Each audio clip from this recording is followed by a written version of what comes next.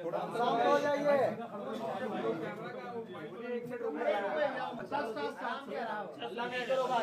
चलिए शांति। चलिए आप सब लोगों को मैं आज स्वागत करता हूं। जैसे आप लोगों को जानकारी होगी, जो घटना मोकामा विधानसभा क्षेत्र में हुआ है उसको जिला प्रशासन और पुलिस ने काफ़ी अति गंभीरता से लिया है। गंभीरता से लेते हुए पूरी घटना का छानबीन भी पुलिस द्वारा पुलिसी कार्रवाई के तहत की जा रही है। कांड दर्ज हुआ है और पुलिसी कार्रवाई अलग से चल रही है। हम लोग इस घटना को बहुत ही सीरियसली देख रहे हैं और घटना के बाद काफ़ी हम लोगों ने कार्रवाई की है। आज जो गिरफ्तारी हुई है इसके संबंध में एसएसपी साहब और केस के डिटेल संबंध में आपको बताएंगे। आचार संहिता बहुत ही एक मजबूत स्तंभ है पूरा इलेक्शन प्रोसेस में, और इलेक्शन कमीशन का स्पष्ट निर्देश है कि बाई लॉ इलेक्शन होगा तो उसी का अनुपालन 100% करने में हम लोग लगे हुए हैं और कराएंगे भी। कोई भी असामाजिक तत्व किसी भी प्रकार की प्रयास करेगा कानून तोड़ने का, आचार संहिता तोड़ने का या किसी भी प्रकार की इन्फ्लुएंस करने का कोशिश करेगा तो उनके विरुद्ध कठोरतम कार्रवाई की जाएगी। हम लोग 100% आर्म्स डिपोजिशन करने के लिए आदेश दिए हैं और लगातार जल्द से जल्द जितने भी लीगल आर्म्स हैं वो भी डिपॉजिट हो जाएंगे। चेकिंग पॉइंट्स हर विधानसभा में 50 के ऊपर पॉइंट्स बनाने के लिए निर्देश दिया गया है, जिसमें सीएपीएफ के माध्यम से भी चेकिंग कराई जाएगी। सेजर पूरे राज्य में पटना जिला में सबसे ज़्यादा सेजर अभी तक का हुआ है। लगातार सीएपीएफ सक्रिय हैं और पर्याप्त मात्रा में सीएपीएफ के बल उपलब्ध हैं। वो पुलिस बल और मजिस्ट्रेट के साथ लगातार चेकिंग की कार्रवाई लगातार कर रहे हैं और सेजर भी कर रहे हैं। आचार संहिता के संबंध में सभी पदाधिकारियों को पुनः निर्देश दिया गया कि किसी भी प्रकार के अगर उल्लंघन होगा उनके विरुद्ध कठोरतम कार्रवाई किया जाना है। जहाँ तक इलीगल आर्म्स की बात है उस पर और तेज़ी लाई गई। जहाँ जहाँ आवश्यकता हो सीएपीएफ को भी यूज़ करके उसमें छापामारी की जा रही है, और जहाँ पर भी ऐसे सूचना मिलेगी वहाँ पर हम लोग छापामारी करके कांड भी दर्ज करेंगे, उक्त असामाजिक तत्वों को जेल भेजने का काम भी करेंगे। कहने का मतलब इलेक्शन कमीशन द्वारा दिए गए निर्देश पूरे लॉ और कानून को फॉलो करके इलेक्शन की प्रोसेस संपन्न होगा, वो बिल्कुल होगा, उसको पालन कराया जाएगा। उसमें कोई भी बाधा उत्पन्न करेंगे उनके विरुद्ध कठोरतम कार्रवाई की जाएगी। मैं फर्दर जो केस संबंधित डिटेल से एसएसपी साहब आपको ब्रीफ करेंगे।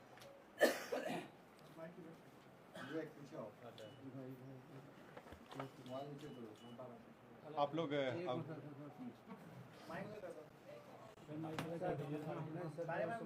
आवाज आ जाएगा।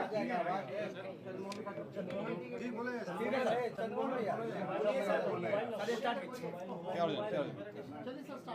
सर स्टार्ट कीजिए।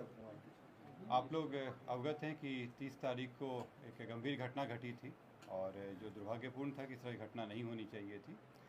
इस घटना में जो तारतर गांव है उसके समीप में दो पक्षों जो वहाँ प्रत्याशी थे वो उन दोनों के काफिला आ रहा था और उन दोनों के बीच पक्षों में झड़प हुई और झड़प में पथराव हुआ, लोग घायल हुए और उसके बाद एक शव बरामद हुआ। उसमें जो दुलार चंद यादव हैं जो 75 वर्ष के रहने वाले हैं, उसी गांव के पास के रहने वाले हैं, उनका पूर्व में आपराधिक इतिहास रहा है, उनका शव बरामद किया गया। उसके बाद वहाँ पे दोनों पक्षों के द्वारा कांड दर्ज कराया गया। कांड दर्ज होने के बाद अनुसंधान प्रारंभ किया गया। पुलिस घटना की सूचना मिलते ही तुरंत पहुंची थी वहां पे और वहां से साक्ष्य भी इकट्ठे किए गए। घटनास्थल से कई जगह के फुटेज भी प्राप्त हुए जिससे क्या घटना हुई है उसके बारे में कई जानकारियाँ मिली। लोगों के गवाह भी सामने आए और उनकी गवाही भी ली गई। साथ ही कल मृतक का पोस्टमार्टम कराया गया, उससे भी हम लोगों को अहम सुराग मिले। जो अभी तक के अनुसंधान में आया उसमें उससे प्रतीत हुआ कि ये जो घटना हुई है ये आदर्श संहिता का उल्लंघन भी हुआ है। इसमें ये एक गंभीर मामला भी था। हम लोग इलेक्शन कमीशन के द्वारा निर्देशित भी किया गया था कि शांतिपूर्ण ढंग से इलेक्शन होना चाहिए और इसमें जब अनुसंधान किया गया तो पाया गया कि जो प्रत्याशी हैं वो वहाँ पे मौजूद थे, उनके सामने में घटनाएं हुई हैं और जो कांड के मुख्य अभियुक्त भी हैं। अनंत सिंह, उनकी आज गिरफ्तारी बेड़ना गांव से किया गया है। इसमें हम लोग को जो जानकारी प्राप्त हुई थी, इनके 2 सहयोगी भी इनके साथ में थे जो उस घटनास्थल पर भी थे और उनकी भी गिरफ्तारी की गई है। ये 2 व्यक्ति हैं मणिकांत ठाकुर जो नदवा गांव के रहने वाले हैं और दूसरा रंजीत राम जो लदमा गांव के रहने वाले हैं। इस पूरे मामले में 3 लोगों की गिरफ्तारी हुई है। जो प्रत्याशी हैं अनंत सिंह, उनकी गिरफ्तारी हुई है। दूसरा मणिकांत ठाकुर जो नदवा गांव के रहने वाले हैं, बाढ़ थाना अंतर्गत। दूसरे रंजीत राम जो लदमा गांव के रहने वाले हैं। ये लोग भी उस घटनास्थल पर थे मौजूद। इन तीनों की गिरफ्तारी की गई है। इन तीनों को आगे मजिस्ट्रेट के सामने प्रस्तुत कराया जाएगा और आगे विधि सम्मत कार्रवाई की जाएगी। कार्तिकेय जी, एक बात जानना चाहते हैं कि पोस्टमार्टम रिपोर्ट में गोली लगने की बात हुई थी। कौन सा आर्म यूज किया गया, आप लोगों को ये पता लगा? गोली चली है तो कौन से बंदूक से चली है? इसमें जो पोस्टमार्टम रिपोर्ट आया है उस रिपोर्ट में दिया गया है कि उनके जो मृत्यु का कारण बताया गया है उसमें बताया गया है कि जो शॉक लगा है उनको हार्ड और ब्लंट सब्सटेंस के साथ जो उनके हृदय और फेफड़ों में जो चोट आई है। इसके अतिरिक्त उनके पाँव में गोली का भी आया है कि उनको गोली मारी गई है।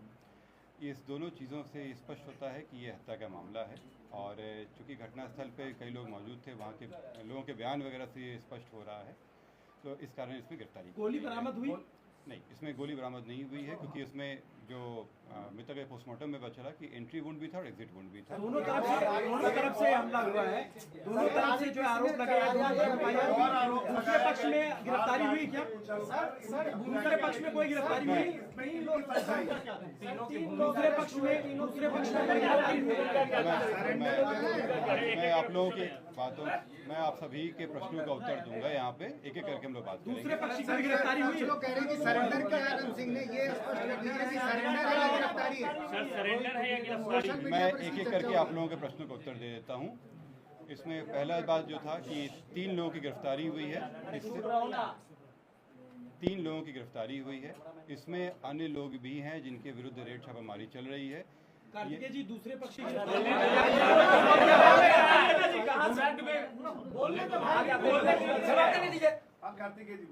उधर से आके चिल्ला। मैं फिर से रिपीट कर दे रहा हूँ। इस मामले में अभी तक 3 गिरफ्तारियां हुई हैं। इसमें अन्य लोग भी हैं जिनकी गिरफ्तारियों के लिए रेड छापामारी चल रही है। जल्द ही उनको भी गिरफ्तार किया जाएगा। इसमें अनुसंधान जो CID के द्वारा भी शुरू किया गया है, CID की एक टीम भी बनाई गई है जो इस पूरे मामले पे अनुसंधान साथ में करते रहेगी और हम लोगों को सहयोग भी देगी। जो अग्रतर अनुसंधान में आएगा उससे भी आप लोग को अवगत कराया जाएगा।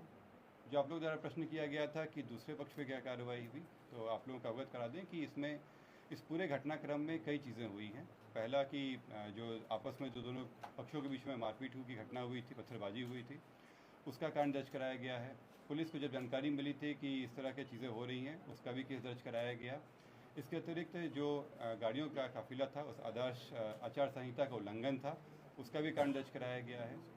कल जब पोस्टमार्टम के लिए ले जाया जा रहा था तो वहाँ पे भी कुछ शरारती तत्वों के द्वारा पुलिस के साथ भिड़ंत हुई थी, उसका भी कांड दर्ज कराया गया है। इन सभी कांडों में कल रात में कई जगहों पर रेड छापामारी करके कई लोगों को गिरफ्तार किया गया। इसमें दोनों पक्ष के लोग शामिल हैं। इसमें जो पुलिस के साथ हाथापाई हुई या तोड़फोड़ हुई या आपस में मारपीट हुआ, उन मामलों में गिरफ्तारियाँ हुई थी। ये हत्या के मामले में आज ये गिरफ्तारी 3 हुई है। सरेंडर किया है सर या गिरफ्तारी हुई? कहाँ से गिरफ्तारी हुई? जैसे मैंने स्पष्ट कहा है कि ये 3 गिरफ्तारी हुई है, इससे स्पष्ट है कि सरेंडर नहीं है, गिरफ्तारी है।